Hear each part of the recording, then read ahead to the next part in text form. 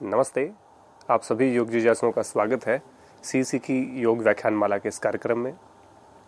आज हम चर्चा करेंगे आध्यात्मिक उन्नति में योग की उपादेयता क्या है, किस प्रकार हम अपनी आध्यात्मिक उन्नति कर सकते हैं, किस प्रकार से हम अपने अध्यात्म को मजबूत कर सकते हैं योग के माध्यम से।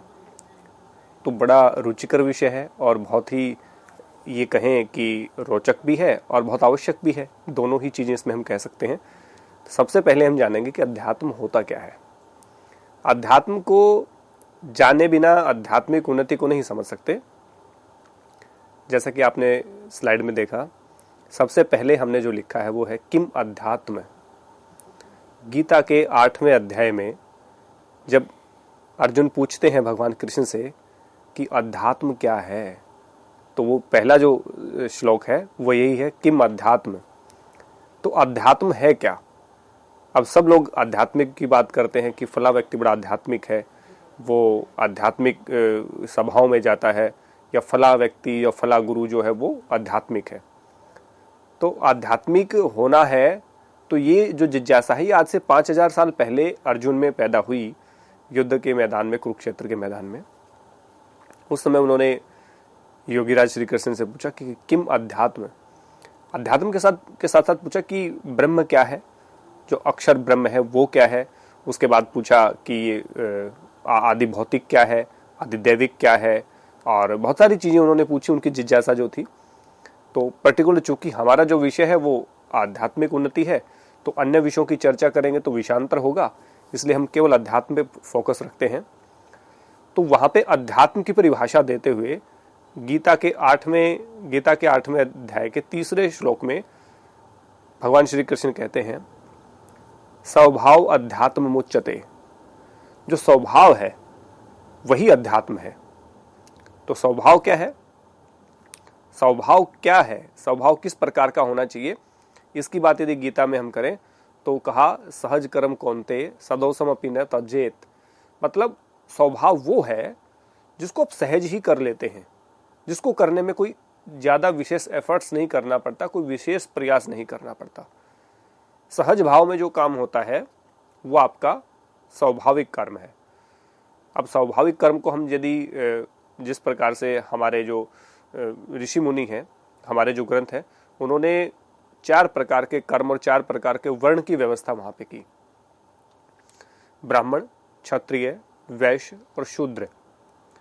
तो उनमें अलग अलग काम की बात की। गीता इसको पूरी तरह से स्पष्ट करके बोलती है और इसमें किसी प्रकार का भी कोई संदेह नहीं है किसी को।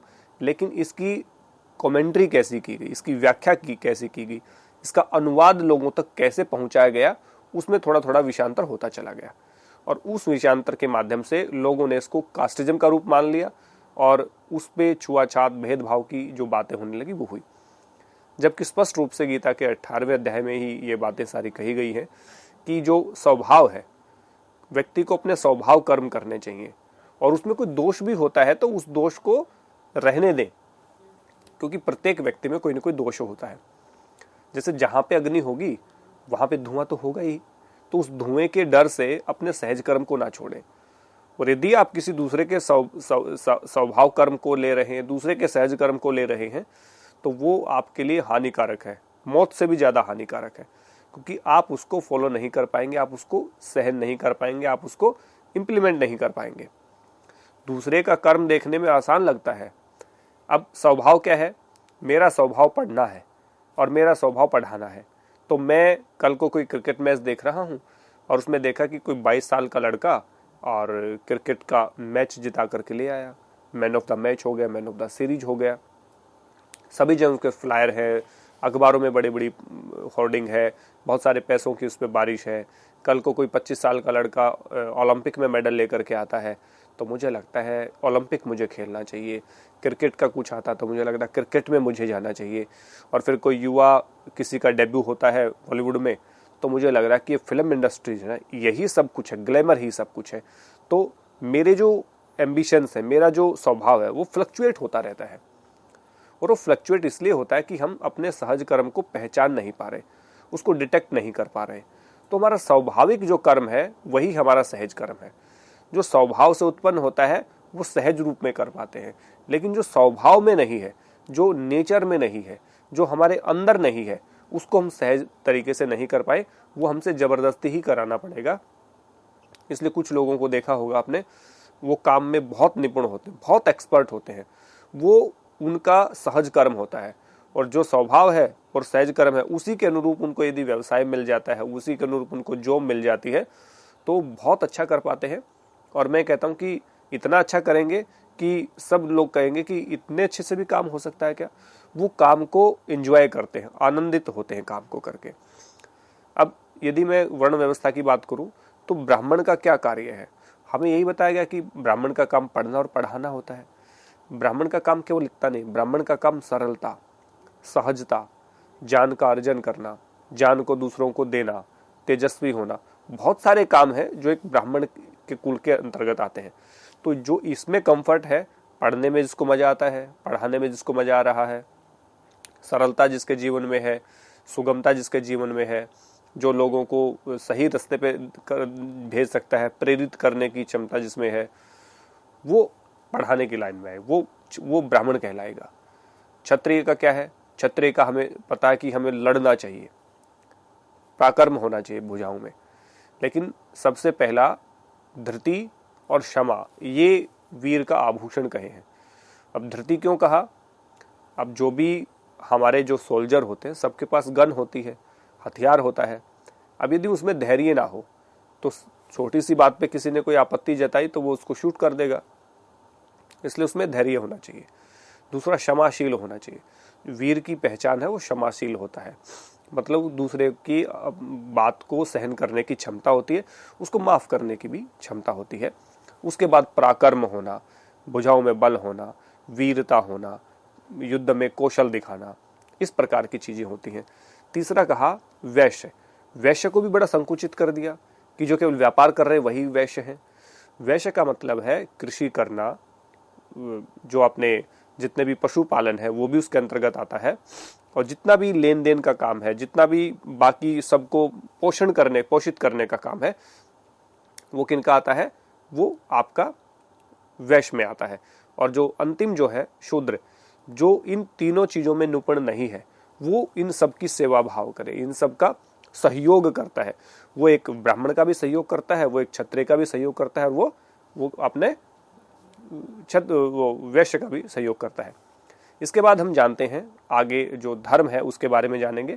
धर्म का जो परिचय हमने जाना, तो धर्म क्या है और धर्म अध्यात्म में संबंध क्या है, ये भी अब जानने का प्रयास हम करेंगे।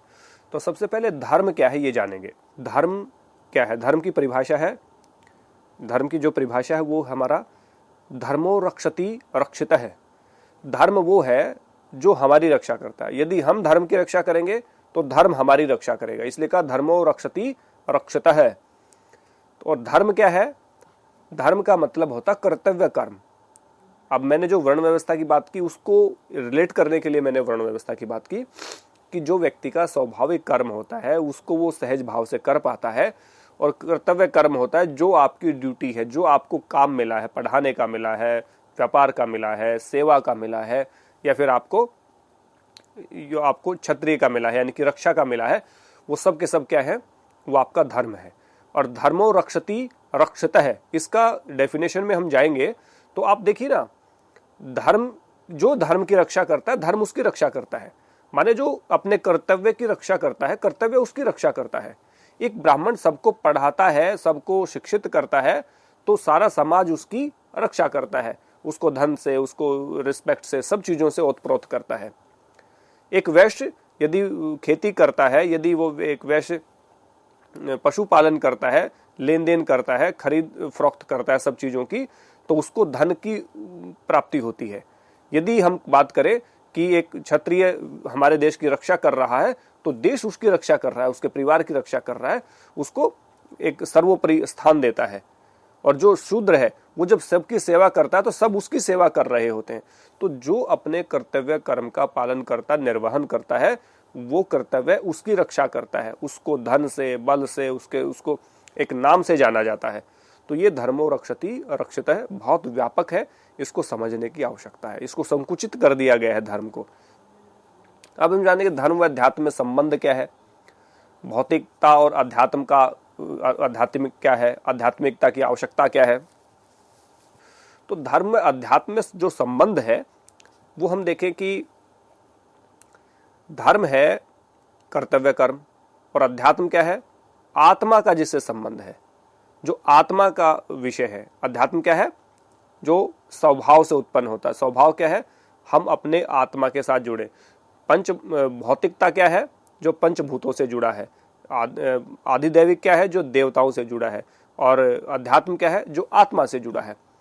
तो धर्म अपने स्वाभाविक कर्म को, अपने वास्तविक कर्म को के कर्तव्य का साथ है। तो एक सिक्के के दो पहलू हम कहें धर्म और अध्यात्म को, तो इसमें कोई अतिशयोक्ति नहीं होगी। धर्म और अध्यात्म एक दूसरे के पोषक हैं, एक दूसरे के सहायक हैं, एक दूसरे के बिना इनकी कल्पना नहीं की जा सकती। धर्म के बिना अध्यात्म और अध्यात्म के बिना धर्म अधूरे हैं। अब का भौतिकता और अध्यात्म क्या है? भौतिकता क्या है, जो पंच भौतिक है, जो दृश्यमान है, जो विषय भोग की वस्तुएं हैं, उनको हम भौतिक कहते हैं। पेड़ हैं, पशु हैं, हमारे संसाधन हैं, घर है, मकान है, गाड़ी है, ये सब भौतिकता है, जिनका हम अपने जीवन का निर्वहन करते हुए इन चीजों का उपयोग करते हैं। और अध्यात्म क्या है, अपने स्वभाव में जीना, अपने आत्मा के साथ जुड़ना। तो अध्यात्म भौतिकता के मार्ग से ही जाकर के आगे होता है। भौतिकता से जब विरक्ति होती है, एक होता है भौतिकता में लीन हो जाना, एक होता है भौतिकता से परे हो जाना, भौतिकता से वैराग्य हो जाना, विराग हो जाना। तो भौतिकता को भोगेंगे, देखेंगे, तभी तो उसमें हमारा विराग होगा, तभी तो हम उसमें विराग उत्पन्न होगा। और यदि भौतिकता में लिप्त हो गए तो राग उत्पन्न हो गया। तो भौतिकता को समझना है और अध्यात्म को समझना है। फिर अध्यात्म में हमें जाना, क्योंकि आध्यात्मिकता की आवश्यकता क्यों है? हर व्यक्ति का लक्ष्य होता है कि वो अध्यात्म के शिखर पे जाए, माने अपनी आत्मा के निकट जाए। और आध्यात्मिकता की आवश्यकता क्यों है? क्योंकि आज अपने आप से जुड़ने की बहुत जरूरत है।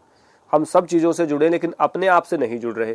तो आध्यात्मिकता की आवश्यकता इसलिए कि अपनी आत्मा से जुड़ना है। हम कहते हैं ना किसी बात को कि आप अपने अंतरात्मा की आवाज सुनिए, आप अपनी अंतरात्मा से पूछिए कि आप ठीक कर रहे हैं क्या। तो अपने आत्मा से जुड़ने का मतलब बिल्कुल सारी चीजें सही करना। तो वो आध्यात्मिकता की आवश्यकता इसलिए कि सभी कामों को सही रूप से हमें करना है, और उसके लिए आध्यात्मिकता की आवश्यकता है। तो विषय का परिचय हो गया। इसके बाद हम जानेंगे योग व अध्यात्म। तो उसमें योग का अर्थ व परिभाषा, योग व अध्यात्म का संबंध हम जानने का प्रयास करेंगे दूसरे इसमें असाइनमेंट में। योग का अर्थ है जुड़ना, जोड़ना या मिलाना या समाधि। तो यहाँ पे हम देखें आध्यात्म के साथ जो संबंध है, व्यक्ति जब अपने आप से जुड़ता है, अध्यात्म से जुड़ता है, अपने आत्मा से जुड़ता है, वो यहाँ पे कहा गया। यानी कि योगश्चित्त वृत्ति निरोध की बात करें, योग के अर्थ की परिभाषा की, तो अपनी चित्त की वृत्तियों का निरोध कर देना ही क्या है? योग है। और उसके बाद क्या कहा योग दर्शन में, तीसरे सूत्र में, तदा दृष्टु स्वरूपे अवस्थानम। तो योग व अध्यात्म का संबंध इस सूत्र से हम जान सकते हैं। तदा दृष्टु स्वरूपे अवस्थानम, माने तब दृष्टु यानी कि जो जीवात्मा है, स्वरूपे यानी कि अपने वास्तविक स्वरूप में अवस्थानम स्थित हो जाता है। तो दृष्टा जब अपने वास्तविक स्वरूप में स्थित होता है, कब? जब योगश्चित्त वृत्ति निरोध है, चित्त की वृत्तियों का पूरी तरह से निरोध हो जाता है, तभी जाकर के दृष्टा यानी कि जो जीवात्मा है, जो आत्मा है, वो अपने वास्तविक स्वरूप में स्थित हो जाती है, जहां उसे जाना चाहिए।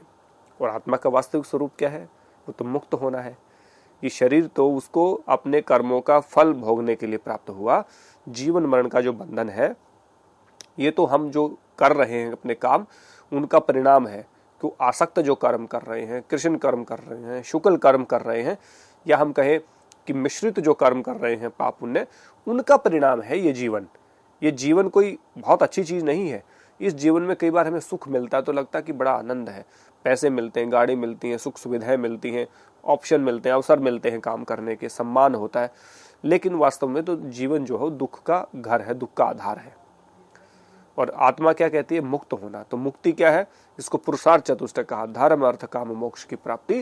यानी कि कर्तव्य कर्मों का निर्वहन करते हुए, धन का उपार्जन करते हुए, अपनी इच्छाओं की पूर्ति करते हुए हमें मोक्ष को प्राप्त होना है। और मोक्ष क्या है? तदा दृष्टु स्वरूप अवस्थानम, अपनी वास्तविक स्थिति में, अपनी वास्तविक अवस्था में पहुंच जाना। जहां पे जन्म मरण का बंधन समाप्त हो जाता है। अब हम जानेंगे आध्यात्मिक उन्नति की बाधाएं क्या है। आध्यात्मिक उन्नति हम करें, लेकिन आध्यात्मिक उन्नति से पहले उसकी बाधाओं को जानना जरूरी है कि आध्यात्मिक उन्नति करें तो क्या क्या बाधाएं हमारे सामने आ सकती हैं, और फिर हम उन बाधाओं के निराकरण की बात करेंगे। तो आध्यात्मिक उन्नति यानी कि अपने स्वयं से जुड़ने के लिए, अपनी आत्मा के विकास के लिए, अपनी आत्मा की उन्नति के लिए जब हम प्रयासरत रहते हैं तो कुछ बाधाएं आती हैं। तो उसको योग दर्शन की बात करें तो चित्त विक्षेप कहकर संबोधित किया है, या कहें योग अंतराय भी यहाँ पे कहा है। ये कितने हैं? 9। व्याधि, सत्यान, संशय, प्रमाद, आलस्य, अविरति, भ्रांति दर्शन, अलब्ध भूमिकत्वम व अनवस्थित तत्व। ये 9 के 9 बाधक तत्व कहें, योग अंतराय कहें, चित्त विक्षेप कहें, या योग की बाधाएं, इनको आप सामान्य रूप से कह सकते हैं। अब योग क्या है? तदा दृष्टु स्वरूप अवस्थानम, यानी कि अपने वास्तविक स्वरूप में स्थित हो जाना ही वास्तविकता है, योग है। और अध्यात्म क्या है? अपने वास्तविक स्वरूप से जुड़ना। तो योग और अध्यात्म, मैंने कहा, एक सिक्के के 2 पहलू हैं, और योग का जो परम पुरुषार्थ है वो है समाधि की प्राप्ति करना, मोक्ष प्राप्त करना। अध्यात्म का भी वही है अल्टीमेट। तो योग और अध्यात्म का जब लक्ष्य एक है तो उसकी बाधाएं भी एक होंगी निश्चित रूप से। इसलिए चित्त विक्षेप को हमने आध्यात्मिक उन्नति की बाधा के रूप में माना है। अब ये 9 है। सबसे पहले व्याधि को जान लेते हैं। व्याधि क्या होती है? बीमार होना, किसी भी प्रकार की बीमारी, वो शारीरिक हो, मानसिक हो, साइकोसोमेटिक हो, फिजिकल, मेंटल, साइकोसोमेटिक, कोई भी हो, व्याधि मतलब बीमारी है, वो आपको आध्यात्मिक उन्नति में बाधा उत्पन्न करेगी, या कहीं योग के मार्ग में भी बाधा उत्पन्न करेगी। दूसरा सत्यान। सत्यान होता है सत्य कर्मों के प्रति अप्रीति। जो कर्तव्य कर्म करने चाहिए उनको करने में यदि हमें दिक्कत आ रही है, हम नहीं कर रहे, तो वो सत्यान कहलाता है। इस चित्त विक्षेप को यदि हम ध्यान से देखेंगे, ये चित्त विक्षेप की जो हमारे जो स्लाइड है, इसमें सबसे पहले व्याधि को क्यों रखा है? व्याधि को हमने इसलिए रखा है क्योंकि व्याधि यदि होगी, रोगी कोई व्यक्ति होगा तो कोई काम ढंग से नहीं कर पाएगा। उसके बाद सत्यान, सत्यान ये हो गया। उसके बाद संशय, प्रमाद, आलस्य, अविरति, भ्रांति दर्शन, अलब्ध भूमिकत्वम, अनवस्थितत्वम। इसको जानेंगे। इसके बाद हम जानेंगे चित्त विक्षेप के जो सहभू हैं, जिनको विक्षेप सहभू कहा है स्लाइड के माध्यम से। इसमें ये इनके सहयोगी होते हैं। तो पहले व्याधि, सत्यान, संशय, संशय यानी कि डाउट, और फिर उसके बाद प्रमाद, आलस्य, अविरति, भ्रांति दर्शन, अलब्ध भूमिकत्व, अनवस्थितत्व। वो 9 तो आएंगे, लेकिन उन 9 के आने के साथ साथ ये 5 भी उनके साथ आएंगे। ये उनके सहयोगी हैं, ये उनके एसोसिएट हैं। और वो क्या है? विक्षेप सहभू, दुख, दौर्मनस्य, अंगमेजत्वम, श्वास और प्रश्वास। ये सहभू यानी कि उनके सहयोगी हैं। और सहयोगियों में सबसे पहला दुख। अब दुख कितने प्रकार के होते हैं इसकी चर्चा हम थोड़ा सा आगे करेंगे। 3 प्रकार के मुख्य रूप से होते हैं। आध्यात्मिक दुख, आदि भौतिक दुख और आदि दैविक दुख। 3 प्रकार के दुख माने गए हैं। कोई भी दुख होगा, आध्यात्मिक दुख हो, आदि दैविक दुख हो, आदि भौतिक दुख हो, तीनों दुखों से हम आगे नहीं बढ़ पाएंगे। दुख यदि, तकलीफ यदि है तो। दौर्मनस्य से क्या होता है? मैंने कोई बात सोची कि मुझे ये करना है और वो बात पूरी नहीं हुई किसी कारण से, तो मेरे अंदर क्या आएगा? दौर्मनस्य, दुर्बलता आएगी, खिन्नता आएगी। तो जो खिन्नता है, जो काम पूरा न होने से खिन्नता जो आती है, उसको हम दौर्मनस्य कहते हैं। उसके साथ अंगमेजत्व। अंगमेजत्व होता है अंगों में कंपन आना। कई बार देखते कोई व्यक्ति हाथ करता है तो ऐसे कांपता है, या पैर उसका कांपता रहता है। बॉडी में जहां भी शिवरिंग होती है वो अंगमेजत्व होता है, यानी कि उसके जो शरीर है, उसके शरीर के जो अंग है, उसके साथ ठीक से तालमेल उसका नहीं हो रहा, अंगों में कंपन है। जिन व्यक्तियों के भी अंगों में कंपन है, वो भी योग मार्ग में, अध्यात्म के मार्ग में आगे जाने में उनको भी तकलीफ होती है, दिक्कत होती है। फिर का श्वास और प्रश्वास। श्वास प्रश्वास तो सामान्य श्वास ले रहे हैं, प्रश्वास यानी कि छोड़ रहे हैं। लेकिन यहाँ श्वास प्रश्वास को इसके अंदर इंट्रोड्यूस कराने का मतलब ये था कि जब श्वास लेने की इच्छा हो और तब तो प्रश्वास हो जाए, प्रश्वास करने की इच्छा हो तो श्वास हो। माने अपनी इच्छा के विरुद्ध श्वास आए और अपनी इच्छा के विरुद्ध ही निकल जाए। मतलब अपना श्वास और प्रश्वास पे, इनहेलेशन और एक्सहेलेशन पे कोई कंट्रोल ना हो, उसको भी एक बाधा के रूप में देखा जाता है। उसके बाद कहा हठ योग में भी कुछ बाधाएं हैं। ये तो योग दर्शन की बाधाएं हो गई। हठ योग में बाधा क्या है? अत्याहार, प्रयास, प्रजल्प, नेमाग्रह, जनसंग और लौल्यम। अत्याहार क्या होता है? अत्यधिक खाना खाना, जो भोजन के लिए बहुत पेटू जो लोग होते हैं, खाते बहुत हैं, उसको अत्याहार कहा। जो भोजन ज्यादा करेगा वो पचाने में ही लगा रहेगा, उसका जो डाइजेस्टिव सिस्टम है उसी पे काम होता रहेगा, शरीर की मैक्सिमम ऊर्जा उस भोजन को पचाने में ही लगी रहेगी। अत्याहार वाला व्यक्ति बीमार भी रहेगा, इंडाइजेशन भी होगा, इसलिए वो बाधा उत्पन्न करेगा। प्रयास, जो बहुत ज्यादा शारीरिक श्रम करते हैं, लगे रहते हैं। आपने देखा होगा जो बहुत ज्यादा काम करते हैं, शारीरिक श्रम बहुत करते हैं, वो बहुत दुर्बल हो जाते हैं, बहुत कमजोर हो जाते हैं, ये भी उसमें बाधा उत्पन्न करता है। फिर प्रजल्प है, जो बहुत ज्यादा बोलते हैं, एक्सेस में बोलते हैं, उसको प्रजल्प कहा। नेमाग्रह, एक ही काम के पीछे एक ही बात के जिद पकड़ लेना, नेमाग्रह। जनसंग, बहुत सारे लोगों का यदि संपर्क होगा तो भी आपको दिक्कत आएगी। और अंत में लौल्यम, यानी कि मन की जो चंचलता है उसको लौल्यम कहा। ये बाधा उत्पन्न करते हैं। अब दुखों के समुदाय प्रकार व उनके निवारण को हम जानते हैं। आध्यात्मिक जो दुख है, आदि भौतिक व आदि दैविक, इसको दुख समुदाय कहा है, या दुख के प्रकार भी आप इसको कह सकते हैं। सबसे पहला है आध्यात्मिक दुख, दूसरा आदि भौतिक दुख, तीसरा आदि दैविक दुख।